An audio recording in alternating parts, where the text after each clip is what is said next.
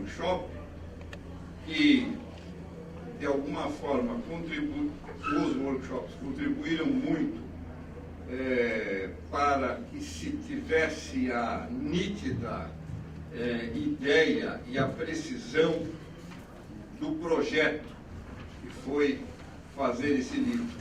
Um livro que se endereçou à reconstrução de um personagem que era um fotógrafo muito simples de uma pessoa, mas era dono de um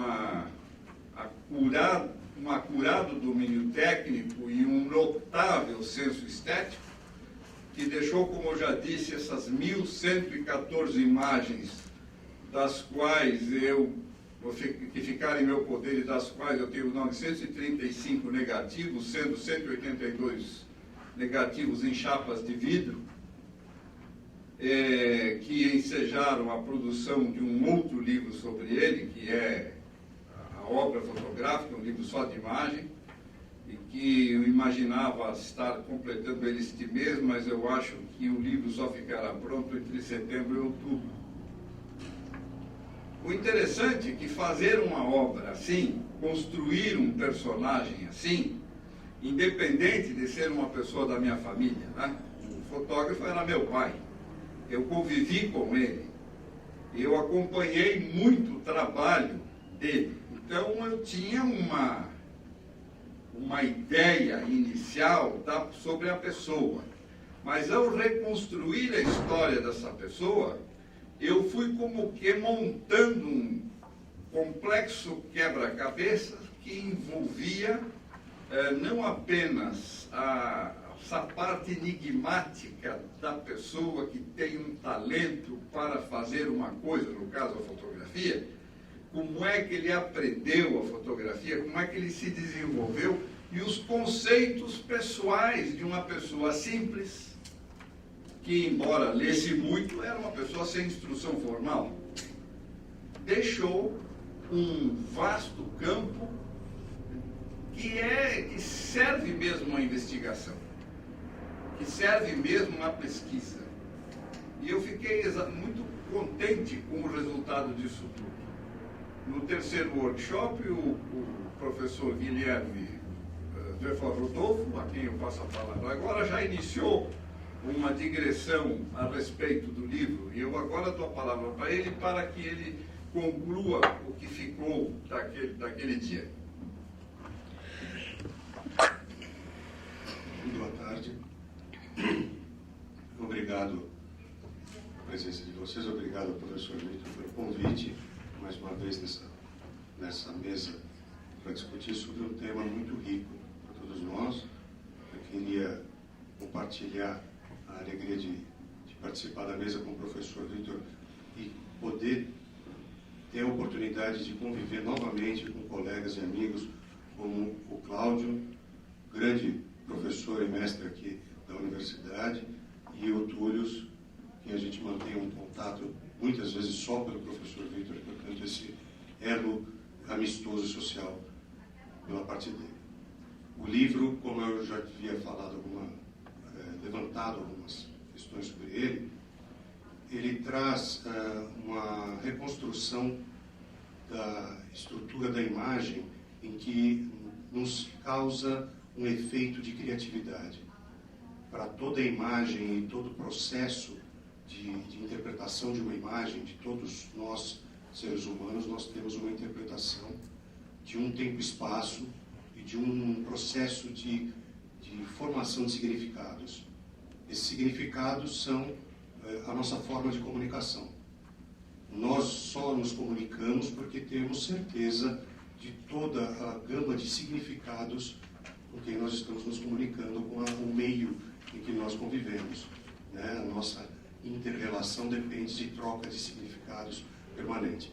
O livro, por tratar de paisagem e imagens dentro de um ambiente histórico-social, ele transforma essa conclusão em um aspecto muito rico. A riqueza que ele traz, eu consegui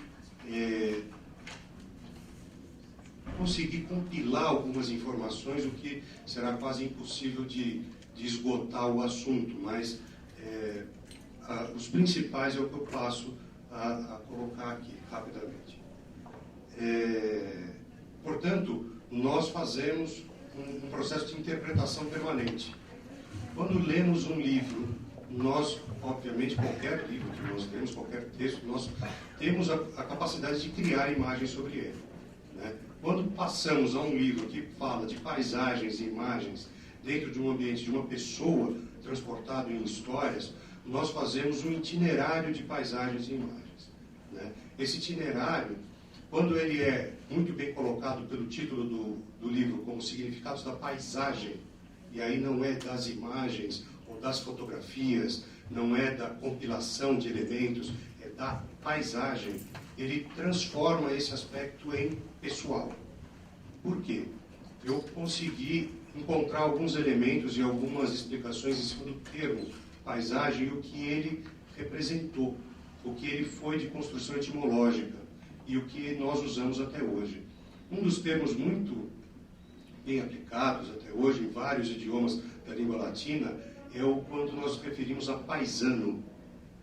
Paisano é um termo italiano que vem principalmente da Segunda Guerra Mundial, onde os militares, as pessoas de farda, diferenciavam quem era ou da nação ou fora da nação. Portanto, paisano é o cidadão. Paisano é quem faz parte da paisagem. Portanto, paisá, do latim, ele é a construção do país. Nós temos o mesmo radical, paisagem, paisano e país. É muito interessante tratar agora, como fica muito diferente a leitura do livro, quando nós interpretamos esse aspecto do paisano, deste cidadão, que tem a sua parte de construção social, né?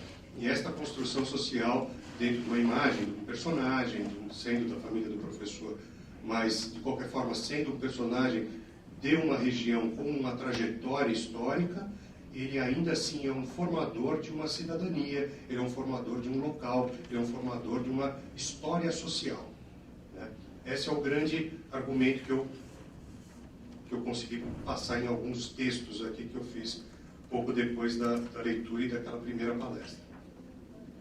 Uma outra questão muito interessante é quando eu levantei na última mesa que nós tivemos sobre a construção de mapas de tradução, né? Eu me baseio aqui um pouco em cima da filosofia da caixa preta, do Wilhelm Flusser, que é um livro que fala sobre a filosofia da fotografia, mas para entrar nesse argumento, ele começa numa trajetória da interpretação das imagens desde nós, seres humanos, das primeiras formações de civilização. Nós temos um processo de formação de imagens que vai transformar todo o processo de imagem em uma interpretação permanente e o que nos ajuda permanentemente também a entender o mundo que nós vivemos. Nós entendemos, portanto, interpretamos as imagens e essas imagens passam a ser mapas da nossa facilidade de vivência. Quando nós temos o que ele aponta, inclusive o Wilhelm Flusser aponta a dificuldade que nós temos e a transformação social que nós tivemos, por exemplo, com uma mídia social, uma mídia eletrônica, uma televisão, que tem imagens rápidas, o cinema, obviamente a máquina fotográfica, a fotografia com imagem técnica. Então, todas essas questões vão transformando o nosso hábito perceptivo, né? Isso foi muito bem levantado porque o livro traz, como eu defendo, a proposta de aumentar e fomentar a criatividade desse leitor que transporta a interpretação da imagem duplamente. Nós temos uma questão que é muito bem levantada para este mapa sobre tempo e espaço. Quando nós vemos uma fotografia, nós interpretamos aquele lugar, a profundidade e o tempo desta foto nós criamos. Nós temos essa criatividade rápida, né? Agora existem softwares que fazem fotos com uma estética dos anos 70, fotos com a estética do filme colorido, do primeiro filme cromo. E hoje mesmo nós temos fotos de pessoas jovens que parecem as fotos da estética dos anos 60 e 70. Isso confunde hoje. Antigamente, até um tempo atrás, você olhava uma fotografia e sabia pelo estilo da roupa, das pessoas, do local, da história daquele local, onde se passava. Isso é uma forma criativa nossa, né? Então, esse tempo e espaço ele está ligado na construção do texto com essa proposta de falar de uma época e uma região. Essa região passou por uma época e o tempo e espaço é formado. Quantas páginas nós temos de texto e quantas poucas páginas nós temos de imagem nesse livro, e mesmo assim nós temos certeza de ter passado por ali, né? Então é um processo criativo muito rápido, a forma da escrita e tudo mais compôs esse processo de paisagens muito bem elaborado. Eu agradeço, professor Vitor, não vou me estender mais, mas é um livro muito rico que me enriqueceu bastante. Eu agradeço. Agora eu passo a palavra para o Júlio Sacuma Gomes Corrêa, que é o autor do segundo pós-fácil que está no livro, que é o último texto do livro. Boa tarde a todos. Queria primeiro agradecer o convite para participar desse quarto workshop de significados da paisagem. Para mim é uma honra poder participar. E eu preparei um pequeno texto aqui para ilustrar esse quarto e último workshop. Gostaria de falar que falar de uma pessoa que não se conheceu é quase um exercício de construção de um personagem. Quando o autor me pediu para escrever um postfácio para o livro que estava escrevendo sobre o fotógrafo gaúcho, Francisco de Sales Marques Corrêa, senti a sensação de que eu começaria esse processo de reconstrução de pessoa. Não foi difícil, mas também não foi fácil.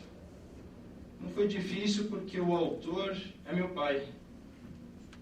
Um autor com o qual tenho convivido por mais de 30 anos, muitos dos quais ouvindo histórias sobre o personagem do livro, que era o meu avô. Não cheguei a conhecê-lo porque morreu no ano em que eu nasci. Tenho apenas uma fotografia com ele em que apareço em seu colo há poucos dias do meu nascimento. No entanto, uma vida inteira ouvi casos sobre ele, sobre sua genialidade, sua inteligência e, sobretudo, sua arte. Dá para perceber nas fotografias que deixou que ele foi um grande profissional. Ainda assim, foi um pouco difícil escrever sobre esse personagem que, embora meu avô for alguém com o qual eu não convivera, ou em outras palavras, significa dizer que no momento em que eu comecei a escrever o pós-fácil, comecei a transformar uma pessoa da família em personagem. Foi no momento em que percebi essa transformação, a qual eu posso chamar de transformação literária, ou a transformação de meu avô em personagem, que eu dei conta da importância da obra de qualquer pessoa na sua posteridade. Lembrei de Sófocles, uma passagem de Édipo em Colona, reflexão aparentemente amarga, principalmente porque ela se insere em uma tragédia. Levada ao pé da letra, confunde. Interpretada na exata dimensão do texto grego clássico, induz ao pessimismo e à desesperança. Contudo, ela pode ser entendida exatamente ao contrário do que está dizendo. Melhor seria não ter nascido. Este verso clássico quer dizer amplamente que não há vida e não há tragédia. Significa que nunca ter existido é nunca ter experimentado a dor e o prazer, ter conhecido a luz e a escuridão, ter construído ou ter destruído, ter sido amado ou ter sido odiado. Reflete a experiência da não experiência.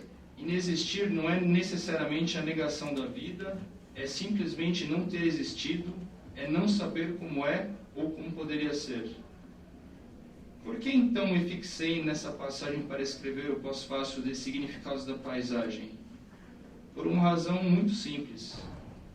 Se eu nunca tivesse existido, não teria sido neto desse personagem, não tendo sido seu parente. Jamais eu teria experimentado raros momentos de prazer em ouvir falar dele. Ouvir falar dele, mais que tudo, durante muito tempo foi uma experiência não apenas de prazer, como de aprendizado.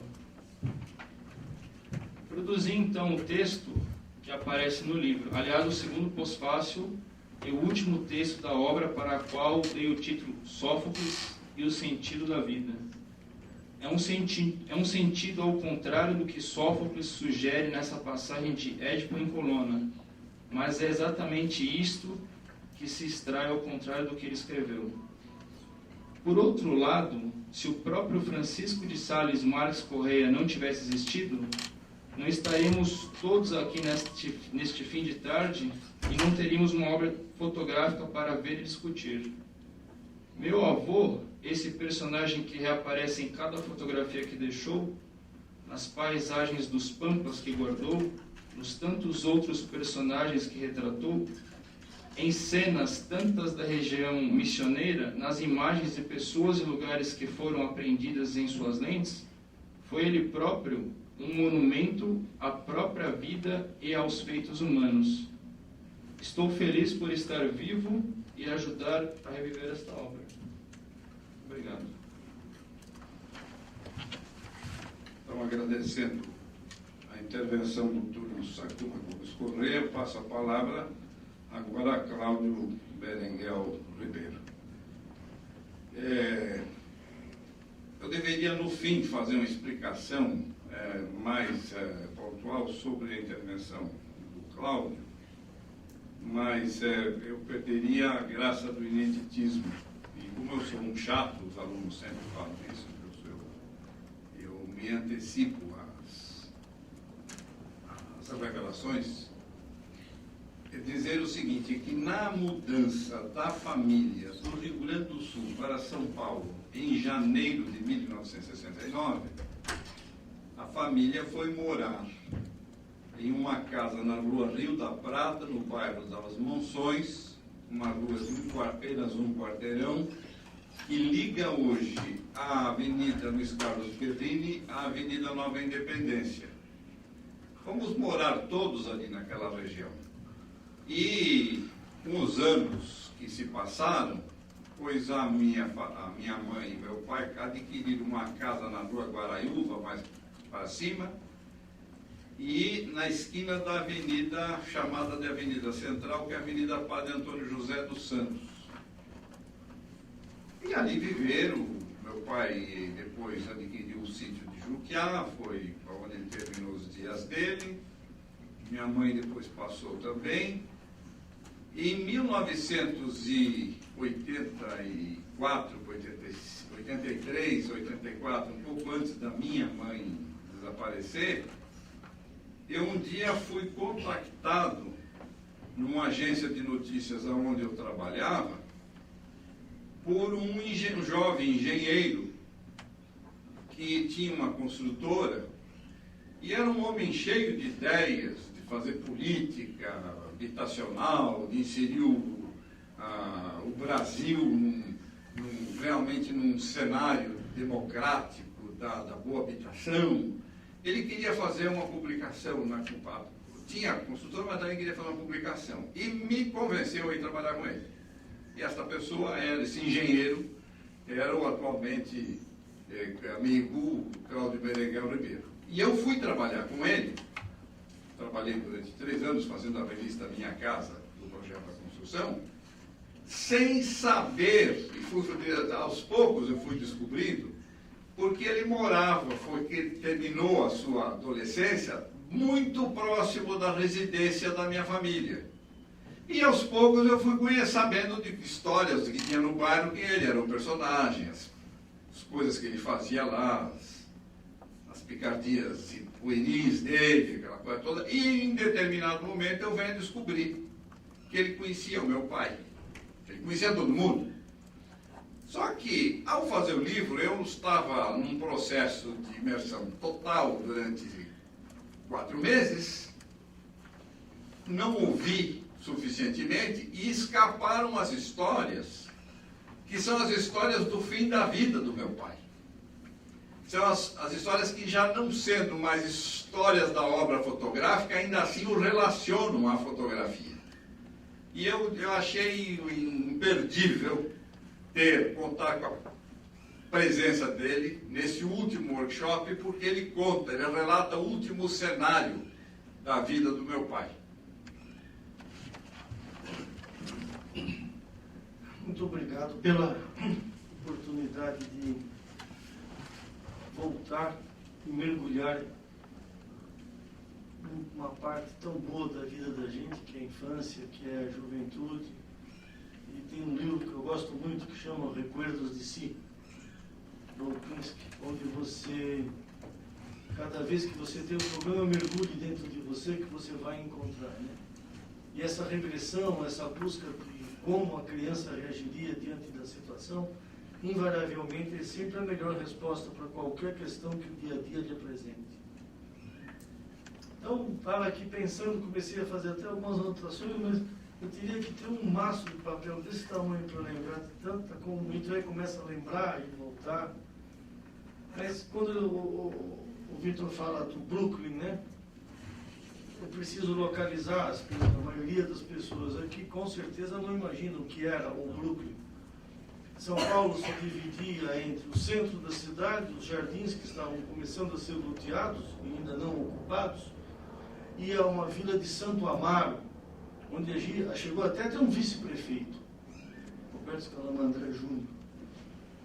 E a vila de Santo Amaro, ou também chamado de Botina Amarela, o pessoal de Santo Amaro, que eles usavam aquela botina e o barro era amarelo, aquela botina amarela, era como também chamado de botina amarela. A colonização do Brooklyn, ali a estrada de Santo Amaro ligava Santo Amaro ao centro da cidade. Chamava-se Estrada de Santo Amaro. Era uma rua de terra, quando meu pai mudou para o Brooklyn, na década de 40. Construiu uma casa toda em concreto armado, época da guerra, né? Teve que levar o dar um desconto. Época da guerra, uma casa toda em concreto armado, as paredes, o fogo, tudo concreto armado com 20 centímetros de concreto e ferro e a coisa, preparado para um bombardeio na cabeça dele que nunca aconteceu. Para a gente poder testar se a casa resistiria ou não. E essa casa próxima da Avenida Santo Amaro, meu vizinho de frente era o Dr. Guido Mizasi, que fundou a Bolsa de Valores de São Paulo. O filho dele, Henrique, viria a ser o presidente do Olivetti, Henrique Mizasi. E vocês imaginam o ineditismo das coisas. O meu tio trouxe a televisão para o Brasil. O Carlos, que tem 90 e tantos anos, é vivo, lúcido. E quando ele foi buscar os equipamentos, meu pai pediu uma geladeira, frigideira, trazer uma geladeira frigideira para casa. Eu estou voltando isso que é para a gente poder montar um retrato da história, do que era o ambiente que se vivia no Brooklyn. E o tio Carlos morava na Avenida Portugal, que é paralela à estrada de Santo Amaro, como a gente chamava, né? A estrada embaixo da Avenida Portugal. Ele morava embaixo, entre a Pensilvânia e a Flórida. Ali, o bairro das Monções chamava Monções porque uma empresa que tinha feito esse loteamento chamava Monções. Daí o nome Monções. E meu tio foi buscar uma geladeira, e meu pai pediu uma geladeira, e ele trouxe a geladeira e trouxe uma televisão também. Falou, televisão você vai precisar porque vai ter televisão agora, você tem que ter a televisão. E tínhamos uma televisão no Brooklyn, que era quando começaram as transmissões em 50, exatamente no dia 18 de setembro de 1950, que está meu irmão mais velho, tem 20 anos mais velho que eu em casa, de 10 em 10 anos só. O outro tem 10 anos e eu nasci 20 anos depois, 50. Aparece meu pai e meu irmão na capa do Diário Popular com a inauguração das transmissões da televisão. Eu vi muito tempo esse jornal em casa rodando lá, o tempo correu, mas minha mãe era doida, quando a vez que ela fazia uma limpeza, a parte da história ia junto. Ela entupiu um poço com a biblioteca do meu pai, só para eu ter uma ideia. E estava ali, então tinha uma televisão em casa, então era uma casa de gente muito moderna, muito à frente do tempo. Todo mundo ia ver televisão em casa, porque tinha 50. E eu nasci um pouco depois, já com um monstrengo da televisão Zenith redonda, tubo redondo, uma coisa. No começo da década de 60, então dentro daquela coisa do ineditismo, do moderno, tinha máquina fotográfica, se fotografava em casa, registrava-se. E as coisas não tinha que ir na cidade revelar, mandar revelar, ia na cidade. Eu fui estudar no Vocacional Oswaldo Aranha. Vocacional Oswaldo Aranha foi uma escola uma experiência educacional feita no Brasil que deu tão certo que eles tiveram que fechar. Eu tive aula, nós tínhamos aulas de arte, enfim, um método Summer Hill, a gente fazíamos as nossas próprias avaliações. A professora Olga Bechara, da Educação, era a minha orientadora, deve estar ainda na Faculdade de Orientação e Educação aqui. O professor Jardim, Arnaldo Jardim, que era um dos maiores gravuristas do Brasil, foi meu professor de arte no vocacional. Helena Freire, professora de música. O Celeste Babinski, Bico de Pena, era professor nosso de artes também. Celeste, o Acorce, isso para falar de artes. Então, o vocacional também era um centro que tinha muitas exposições e fomentava a pesquisa da gente e que lançássemos, né, nas artes. Eu gostava de fotografia. Fotografia era uma coisa complicada, então eu ganhei do meu pai uma máquina Yashica J5. Antes eu tive uma Voigtlander, que era uma câmera 35mm, e depois uma Yashica J5, 35mm também. E a rua de São Paulo ainda havia aquela coisa de ir na cidade. Ir na cidade, porque era a cidade que tinha as coisas. Na Rua Conselheiro Crispiniano era a rua da fotografia em São Paulo. Aí você tinha as lojas Sinótica, Fotótica, que vendiam os materiais, tanto para amadores, e tinham em cima os departamentos para profissionais. Eu ganhei, logo em seguida, depois uma Mamiya 6x6 para poder fazer as fotografias, isso com 12 anos de idade. E fui pegando gosto na coisa de tirar fotografias, fazer fotografia, gostar de fotografia, e conversar e ver. E o Brooklyn era um bairro de colonização, essencialmente de alemães. Você tinha muito alemão. Tanto o único restaurante que tinha era o Capes, em frente ao Banespa, alemão. Por outro lado, eu jogava bolinha de gude e ouvindo o João Carlos Martins ensaiar. Morava ali perto da Rua Indiana. O Zé Eduardo, aqui da Faculdade de Música. E havia um conjunto, eles faziam um regional que tocavam no Salão de Barbeiro do Samuel, onde se ensaiava. Tinha um outro moço que morava na Rua Indiana, um pouco mais para baixo, que era cantor lírico. E todo mundo acompanhava as apresentações dele em programas de calor, de torcia. Inclusive o João Carlos Martins deve lembrar disso. E a Rua Conselheiro Crispiniano foi uma rua onde, na minha infância, eu ia buscar o material. Comprar filme, comprava-se um rolo de filme e rebobinava em casa, porque era mais barato. Você comprava um rolo grande, pegava os magazines vazios, rebobinava e saía com aquilo que era mais barato. Mais tarde, nós, quando fizemos a revista Minha Casa, por coincidência, o local foi na Rua Conselheiro Crispiniano, 125, sexto andar. E uma dessas felizes coincidências, e eu sempre me encantou, porque de cima, aquele mosaico que fazia aquele calçadão que foi feito, com as pessoas de manhã, parecia um jogo de xadrez, né? Onde você via um tabuleiro de xadrez com pessoas. Sempre imaginei que aquilo era um jogo de xadrez onde talvez eu fosse uma peça. Com certeza o peão, né? E com esse equipamento, com essas coisas, eu fui me encantando sempre pela fotografia. E havia um grupo de fotógrafos, naturalmente, no Brooklyn, com quem eu me relacionava e conversava. Tinha um japonês ali na Santo Amaro, perto da Rua Jorge, que tinha uma portinha, mas era fraquíssimo. O negócio dele era revelar filme e pronto, só. Tinha o Rocha, na Vieira de Moraes, lá em cima, que era muito bom de retoque. Tinha o Savério, que trabalhava com o Samuel, era barbeiro, e também fotógrafo. Fim de semana ele cobria casamentos, essas coisas. Morava também na Guaraiúva, um pouco mais para frente, perto da Rua Michigan, uns sobradinhos. Tinha um Citroën daquele de câmbio no painel que ele comprou do meu pai, que meu pai não aguentava mais embrulhando das costas, ele teve que vender o carro para o Savério, ele não aguentava empurrar aquele carro, ele só quebrava. Ele ia acabar morrendo, e o Savério comprou aquele Citroën. Então tinha o Rocha, que era um bom curso, e aí me falaram de um fotógrafo que tinha na rua, lá embaixo, que era muito bom de retoque, era um artista de retoque, que era fera, o Francisco. São Francisco que eu ia conhecer. E assim fiquei marcada a coisa. E um belo dia eu estou andando na Avenida Central.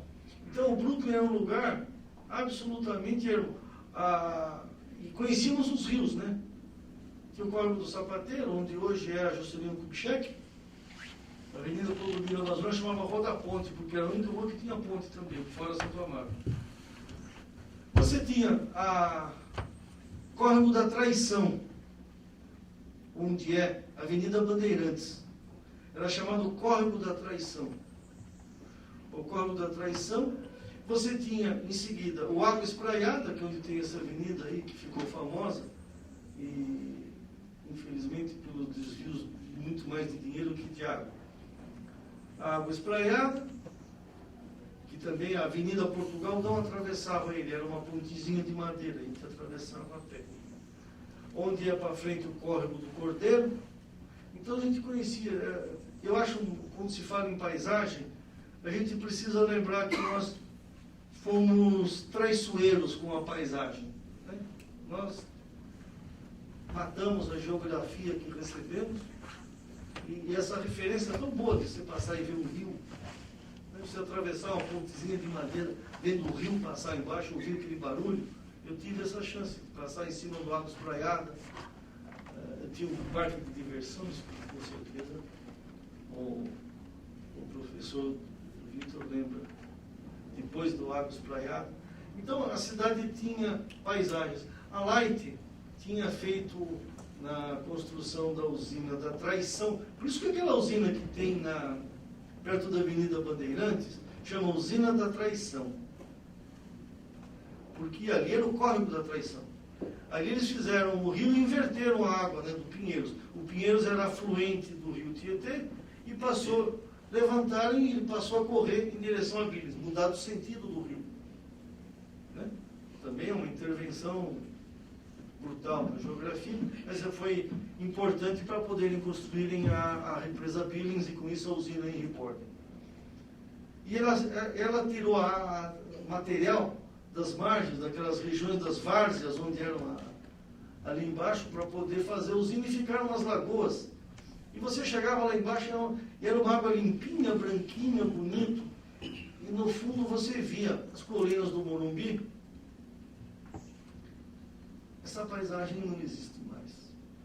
Essa paisagem está só na minha cabeça. Eu fico, porque era tão bonito, uma coisa tão bonita. Como criança eu via aquele negócio ficava... Então, esse era o Brooklyn. Se cacei muita rã ali embaixo, porque tinha muito pântanos. Era um terreno muito alagadiço, um terreno ruim mesmo, bem alagado. O rio descia, Água Espraiada, ele fazia uma curva e virava em direção ao rio Tietê, né, paralelo quase ao rio Pinheiros, e ia desaguar lá na frente, depois da usina da Traição. Aí depois que analisaram tudo, tamparam, e nem a gente não vê o rio. Você anda hoje e não vê rio. Eu não sei até que ponto isso é confortável. Retirar a paisagem do nosso dia a dia. E um desses dias eu estava na Central, na Avenida Central, que era a antiga Padre José dos Santos, um padre que morreu assassinado, até hoje eu não sei porquê, mas não me interessou também. Para mim continuou sendo a Avenida Central. Na esquina com a Guaraiúva tinha um grupo escolar, Diva Maria B. de Toledo. E eu ia andando com a máquina fotográfica perseguindo algum instantâneo, alguma coisa. E eles tinham acabado de colocar uma grande novidade, que eram luzes de mercúrio na rua. A iluminação da Avenida Central era com luzes de mercúrio. Era aquele poste, uma lâmpada de mercúrio, uma luz ficava branca. Nossa, coisa... Eu me sentia realmente no primeiro mundo com aquela lâmpada. Vendo aquele negócio. E aquele monte de fio. E eu me lembro que eu estava encostado no poste, sentado numa rua que hoje passa, se você botar ali, te arranca a perna no primeiro momento. Eu estava com a máquina olhando para o poste para cima, vendo aquela plumada do poste, a luminária, o cano da luminária, a luminária, e aquele monte de fios que partiam daquilo ali, daquele poste, tirando uma fotografia daquele poste, daquela lâmpada, que para mim era um contraponto daquela paisagem que tinha povoado a minha infância. E eu estava ali tirado naquela posição, tirando fotografia, e está um senhor do lado, parado, do meu lado, e eu vendo, procurando e tal. Aí eu, com aquele sotaque bem de gaúcho, o que tu está tirando fotografia aí, menino? Aí eu falei, não, nem me perguntei nada, eu já me pus a explicar, né? Não, estou vendo aqui, olha que bonito que está esses fios com essa coisa e tal. Minha surpresa, esse homem sentou, posto no chão também, colocou, pôs a máquina aqui. Realmente, muito bonito, vou tirar uma para você. Eu fiquei com a fotografia do Francisco. Eu perdi o negativo, mas tenho uma cópia da fotografia que eu fiz em 18x24, papel W3, cor da Bromide. E era, aí conversa, naturalmente eu percebi que era um fotógrafo, conhecia muito mais do que eu, e a gente quer aprender. A única maneira de aprender é dizer não sei. É assim que se vive da inteligência, aprendendo a dizer não sei. Ele falou, tu quer viver da inteligência? Aprende a dizer não sei. Eu falei, como assim? Não sabe.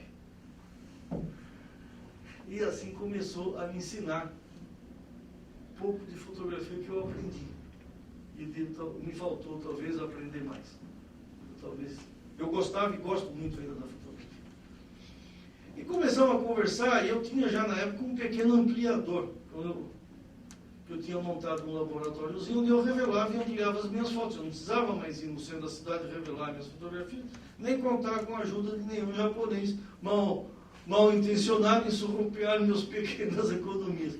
E com isso eu passei a revelar também fotografias dos vizinhos. E eu até tinha um carimbo que eu tinha feito, fotoartécnica. Né? Eu carimbava meu carimbinho lá atrás e me sentia concorrente do japonês que tinha a loja dele. E revelava fotografias de vizinhos e coisas assim. E mostrava, conversava com o Francisco, com o seu Francisco, chapéu às vezes, conversava, aquele jeito, ele olhava as fotografias. Ele já morava na rua Guaraiúva, bem pertinho do grupo. E eu lembro de algumas definições que foram marcantes para mim. Ele perguntou o que é a fotografia. Né? A fotografia que é captar um momento numa fração de segundo. Nada disso. Fotografia é a arte de ver. E nesta simplicidade, eu entendi que fotografia é a arte de ver. Olha aqui, ó. Aqui, quantas fotografias você enxerga? Quantos que você pode ver aqui, ó? Se você não ver, fotógrafo vê. Por isso que ele é fotógrafo. É a arte de ver. Ele vê aquilo que os outros não enxergam. Ele vê a fotografia. Os outros só veem o que o cerca. E assim fomos conversando. E paisagem, né? Quando a gente falava de paisagem, né? Então um dia ele me falou que a paisagem era o cenário do mundo, que a gente representava um papel e não quis entendermos como obra do Criador. Ou seja, ele falou, quando fotografar uma paisagem, a pessoa tem que sentir que aquilo é uma obra do Criador, uma coisa diferente. É uma coisa a mais. Uma paisagem, foi difícil fotografar a paisagem. E eu lembro dele, fico um pouco até, porque as lições foram marcantes. Quando eu vejo via fotografia da capa, nem falei. Eu entendi o que ele quis dizer com aquela fotografia de costas para a paisagem. Ele era a paisagem, a obra do Criador. O homem se aproxima de Deus, a imagem e semelhança, não porque Deus tenha dois bracinhos, duas pernas, braço, coisa. Porque Deus cria. O homem é criativo. O homem cria. E quando ele dizia que a paisagem, quando você olhar a paisagem, você tem que sentir e conseguir retratar isso, eu passei a ser muito seletivo nas fotografias de paisagens que eu enxergo, que eu vejo, que eu mesmo, quando tenho oportunidade, busco retratar. Muito tempo eu assinava a National Geographic para poder ver aquelas fotografias de paisagem, buscar, que eu gostava das fotografias. E se há um pouco que a gente pode passar, é continuar a passar essas lições. Eu tenho 2 filhos, homens e uma menina. Os 2 filhos são malucos por fotografia também. Eu acho até que eu não influenciei tanto. Mas eles foram gostando, talvez devendo sempre tendo equipamento à disposição. Tem um de 30 anos, a idade do Túlio, contemporâneo mesmo dele. E que gosta também, tira muita fotografia, vira e mexe, manda para mim, a gente troca, conversa. E ele gosta de paisagens também, eu nunca falei nada disso. E eu tenho um mais novo de 15, que também gosta, o Felipe, que com 15 anos ele tem uma fotografia dele no site da Universidade de Alicante. Fotografia que moldura o controle ambiental e catástrofes, o cálculo de você. Eles têm no site que você clica lá, tem um negocinho, aparece esse departamento, esse bloco, alguma coisa assim, pode ser. E tem uma fotografia que é uma paisagem. E a foto é do Felipe. Né? Foi colocada pelo irmão. Isso explica, mas a fotografia até que é bonita. E é de paisagem. E a paisagem é isso. É tudo que se tenta captar, é só a sombra do Criador, que deve estar sempre perto daquele quadro. Então eu aprendi. Nos tantos contatos, eu nunca consegui fazer retoque, mas eu vi o seu Francisco retocar negativo com um pincel. Eles não retocavam a fotografia, eles retocavam o negativo.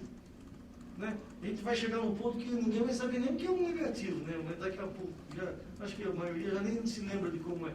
Mas ele retocando o negativo, ele sabia exatamente o que aconteceria quando aquilo virasse positivo. E se retocava. Essas oportunidades da gente poder conversar com gente que tem sensibilidade a ponto de acordar a sua, é um privilégio. E mais tarde, quando por conta dessas coisas da vida, eu encontrei aquele que viria a ser um grande amigo meu, naquelas lutas, naquelas coisas. Eu digo sempre, eu sou uma geração exprimida, né? Eu vou a Pensilvânia e eu pichava a baixa cor do Mac-Usaid, não adiantou nada. Eles fizeram o que queriam. E hoje eu, como advogado, assisti julgamento, coisa, já nem sei CPI do Cajueiro, do Cascatinha, coisa. E eu percebo que a gente ainda tem que olhar a paisagem e que a gente tem condição de fazer parte dela. Como o Francisco dizia, você quando fotografa uma paisagem, ainda que tu não apareça, você é parte dela. E essa experiência desse convívio e essas coisas, eu vi muitos anos, as obras que o professor desenvolveu, uma luta incessante pelo saber, um contínuo desenvolvimento das artes. Eu fui testemunha da pesquisa que ele desenvolveu em Paris, no ano de 91. Um trabalho que um dia nós vamos ainda estar no papel. Ele deve ter um acervo aí, está que nem o Nelson Gonçalves, que morreu e deixou não sei quantos discos gravados para ter. Ele deve ter alguma coisa parecida, guardada, porque o que eu vi de fotografia, o que nós tiramos de fotografia, o que ele escreveu, as experiências que ele fez, são coisas que só mesmo o filho do Francisco para fazer. Eu chamo de Francisco porque, apesar do respeito, eu quero me envaidecer desta pequena intimidade, de chamá-lo de Francisco. E se há uma palavra que a gente pode resumir isso tudo, da arte de ver, é esse amor que ele tinha pela arte. Eu estou emocionado, me desculpe. Obrigado. Bom, então, concluindo essa série de 4 workshops, que nós deixamos aqui o registro em vídeo e em publicações, como a Revista Estética e a Revista Metáforas, que já publicaram algumas das intervenções, nós concluímos também essa homenagem ao centenário de nascimento do fotógrafo gaúcho Francisco de Sales Marques Correia. Eu quero agradecer ao Túlio Sacuma Gomes Correia pelo pós-fácil, mas também pela ajuda que desde muito cedo ele me dava em casa em separar fotografias, negativos, papeizinhos, bilhetes, anotações que o avô deixou, e deixou caixas dessas coisas.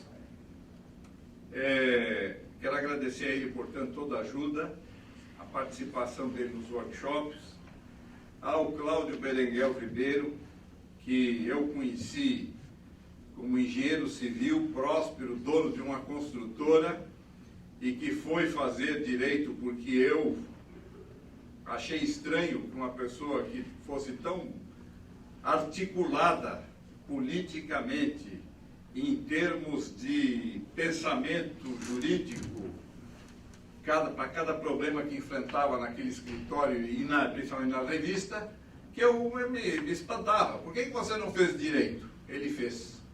Se tornou um grande advogado, um grande tributarista. Ao Guilherme Vefort Rodolfo, que é colega nosso da universidade, que é um investigador de cultura, tem uma formação esdrúxula, né? Uma pessoa que está no nosso meio, ele é maestro, é regente formado na Unesp, no curso de música da Unesp, mas como nada está irremediavelmente perdido, eu estou de brincadeira, lamentavelmente isso não é sério que eu estou falando. Eu acho que a música é uma das sustentações da nossa cultura, dos grandes pilares, mas eu faço sempre essa brincadeira entre nós. Quero também agradecer a Thaís Gomes Correia, que é autora do prefácio da obra, que é a minha filha mais velha, mas que me acompanhou em viagens ao Rio Grande do Sul e à Argentina em busca de material e documento. Chegamos à casa do primeiro Gomes Correia, que não era Gomes Correia, que era Francisco Gomes Vieira Correia Leite, filho de Cesário Correia Leite e Emerenciana Gomes Vieira. Nasceu em Rio Pardo, onde esse pai dele, o Cesário, veio de fora, né, não precisa dizer de onde, veio de fora, e foi ser aguadeiro numa fortificação militar que tinha um nome, aliás, esse nome histórico, tombado pelo patrimônio histórico, que é o Forte Jesus Maria José. Um nome ótimo para um quartel, né? Chegamos até lá, chegamos à casa. Foi interessante fazer o trajeto dessa família que se formou, como é que foi morar nas barrancas do Rio do Vai. Agradecer também o Emerson César Nascimento, que é outro colega nosso, que está sempre conosco, que participa do coletivo Estudos de Estética, do grupo de pesquisa, da revista Estética, da revista Metáforas. Ao Oswaldo Humberto Leonardo Sesquim, que esteve participando do 3º workshop aqui, aliás, desculpa, do 2º workshop, no dia do seu jubilamento aos 70 anos. Ao Bernardo Isler, também gaúcho de Porto Alegre e Cachoeira do Sul, que veio aqui com uma complementação documental do que foi o ateliê do Álvaro Barbeitos, que era onde o meu pai estudou fotografia durante 2 anos, ao Sérgio Bairo, que é colega nosso, mas é gaúcho de Uruguaiana também, embora ele esconda isso na biografia, 7 chaves, não quer que ninguém saiba. Estou brincando também. O Sérgio Bairo, que teve uma participação importante, fez um texto muito interessante, que está para ser publicado na revista Estética. Ao Mário Jorge Pires, que nos prestigiou também no 2º workshop, chefe suplente do Departamento de Relações Públicas, Propaganda e Turismo, aqui onde estamos. O Luiz Fernando de Andrade Soares, outro dos nossos colegas que está sempre conosco, sociólogo, estudioso de questões de cultura. A Rosa Sampaio, colega nossa de USP, editora formada no curso de produção editorial, secretária do Departamento de Relações Públicas, Propaganda e Turismo, que teve uma participação no 3º workshop. A Karina Andrade, que sempre trabalhou e apoiou os nossos pleitos na secretaria, fazendo de tudo para sair tudo a tempo e a hora. A Vilma Morrata também. A Mari Castro. Ao Valdeci Soares de Lima. A Renata Wrobleski, que está sempre atrás de alguma câmera de vídeo com fones na cabeça, né? E correndo, fazendo cartazes, promovendo, inserindo coisas e para tudo isso acontecer. Ao Marçal e o Fábio, ao Edmauro, a Ruda, ao Estevão e ao Jesus, que foram os responsáveis pela transmissão do IPTV. Também, se alguém não achou essa transmissão, a responsabilidade também é deles. Ao seu Edson, Marcos e seu Zé. Eu acho estranho que são 3 pessoas, tem 2 seu e um que é Marcos, não é isso? Então agora, a partir de hoje, vai ser seu Marcos, seu Zé e seu Edson naquela sala. A Italina, que também nos prestigia, está sempre junto conosco. Ao professor Eneus Trindade, que prestigia não apenas com a presença, mas com o interesse, né? A Ana, que está ali. Ao Luiz Afonso Costa, que está lá em Tupanciretã acompanhando o encerramento desse workshop. Talvez também preocupado com a eleição, não sei qual é a situação. Tupanciretã é um lugar tão longe que desbancou de lá no lançamento do livro. Imagine o Luiz Adolfo Bittencourt Dias, que é o prefeito, que veio aqui e nos prestigiou, aqui nesta sala, nesse auditório. Também não conheço a realidade, não sei lá quem que é candidato, quem que é recandidato, que não sei de nada, eu moro longe de lá. Eles não me dão notícia, mas eu gosto muito do lugar e gosto deles. Mas quero também agradecer ao patrocinador da obra, que ajudou financeiramente na busca de informações, produção do livro, tudo, que é o Horácio Vargas, o dono da Cabanha de los Lanhares, na província de Buenos Aires, e que do prumo dos seus 87 anos, nunca arredou pé desse trabalho. Ele, inclusive, uma época que eu botei as coisas na gaveta durante 5 dias, não vou fazer mais nada, ele parece que adivinhou e ligou e falou: não, termina porque isso é importante. Eu gostaria de, para não deixar nenhuma informação solta, contar a minha versão dos fatos. A Avenida Central, que ganhou o nome do padre Antônio José dos Santos, que foi morto a tiros, a versão que eu conheço é que um senhor português, que era jardineiro no bairro, que cuidava de jardins e casas dos abastados mais para cima, perto da avenida, o teria encontrado em casa numa, digamos, situação suspeita para o encontrador, ou seja, o senhor português, com a sua senhora. em razão do que ele desfechou 3 tiros a queima-roupa, e ali houve um homicídio, entendeu? Que depois teria sido objeto de um júri popular, onde o cidadão português foi inocentado por... não vamos entrar aqui em detalhe, porque é absurdo de grandes discussões da cultura velha no Brasil, não é? Mas eu, mais uma vez, eu quero aproveitar o momento para dizer que no dia 25 de setembro, eu lançarei nesta sala uma coletânea de livros, são 16 livros, de uma coletânea chamada Aventura Estética da Publicidade. Eu transformei cada aula minha na disciplina Aventura Estética da Publicidade num livro, são 16 aulas. Eu lançarei aqui nesta sala esses 16 livros de uma vez só. Né? E a dizer também que está em curso com o coautor que está aqui ao meu lado, Túlio Sacuma Gomes Corrêa, biografia do Dr. Raimundo Álvaro de Menezes, que foi um cearense que, em São Paulo, nos anos de 1930, logo recém-formado em Direito em Fortaleza, ingressa na Polícia Civil em São Paulo, como delegado. E é mandado como delegado auxiliar para Santos. E nessa condição, no dia 23 de julho,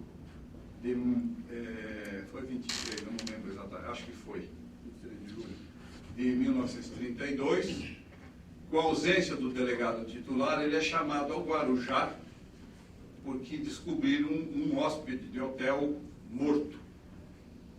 E ele vai ao hotel, e o delegado, muito jovem, vai ao hotel e constata que o morto cometeu um suicídio. E este morto é ninguém menos do que Santos Dumont.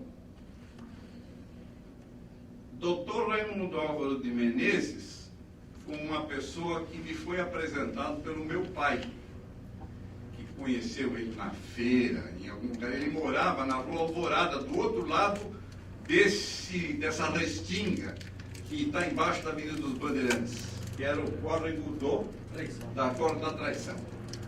Falou agora há pouco. E eu fui à casa, ele precisava de alguém que datilografasse, hoje chamaria de digitador. E por conta disso, eu não sou meu filho é universitário, o cara na feira procurando um datilógrafo. Ele velhinho casado pela 3ª vez. E eu ia sempre à casa dele, ele era presidente da União Brasileira dos Escritores, eu não sabia o que ele tinha sido na vida. E eu conheci ele escrevendo a biografia à mão do Manuel Ferraz de Campos Sales. E nesse dia que eu conheci o Dr. Raimundo, eu arrumei os papéis e tal, eu tinha acabado de deixá-lo a datilógrafa que precisava ser escrito, porque casaram e foram morar em Niterói. E ele ficou muito satisfeito e desenvolveu-se assim uma espécie de afeição de aquele senhor idoso por um jovenzinho. E assim eu fui conhecendo. Eu datilografei toda a vida e obra de Manuel Ferraz de Campos Sales, obra que ele recebeu o prêmio. Eu fiquei sabendo que ele era presidente da Academia Paulista de Letras e tinha acabado de publicar, antes da minha entrada no circuito, História Bizarra de 40 Cadeiras, que é sobre a Academia Paulista de Letras. E depois eu ajudei ele a fazer, a datilografar e a montar e a trazer nomes de autores que sabia lá do Rio Grande do Sul, que ele nem tinha notícia. Que eram esses autores, poetas menores de cidades de interior, pequenos livros que se faz, que ele pôs tudo lá dentro. Então, Dicionário Literário Brasileiro Ilustrado, uma grande obra. E eu fui ajudando esse homem, ele era o biógrafo do José de Alencar, já tinha publicado a biografia do José de Alencar, do Emílio de Menezes.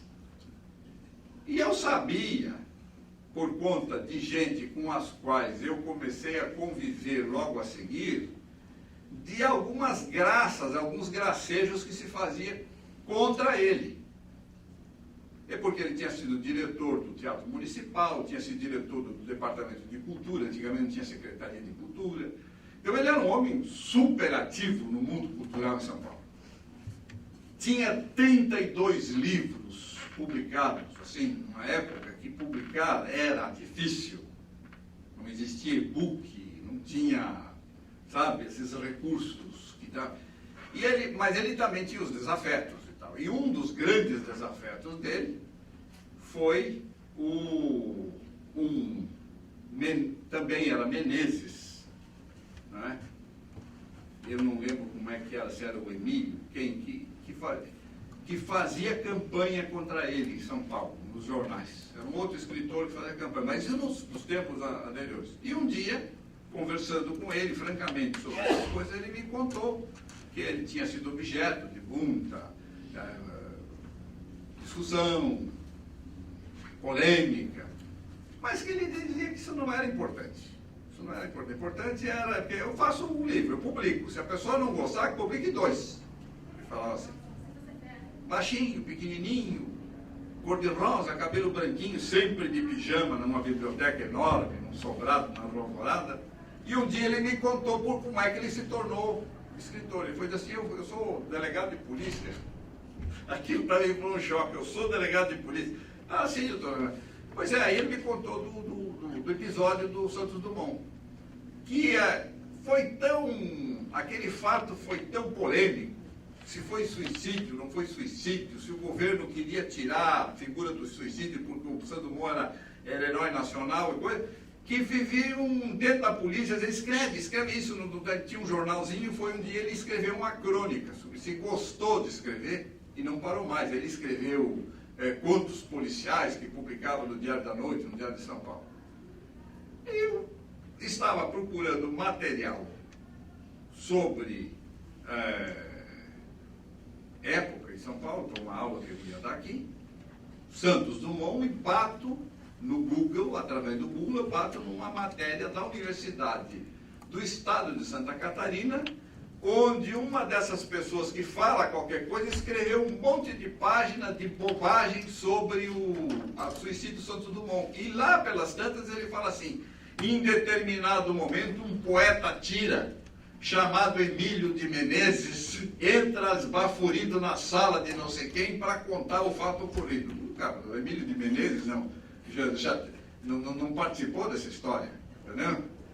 E aí eu resolvi escrever uma pequena esclarecimento para quem fez aquilo, escreveu aquele texto bobo, e recebi uma catilinária, assim, tipo, cala a boca aí, bobalhão, por que você tem que estar se metendo? E o texto está lá na internet, eu imprimi tudo e guardei.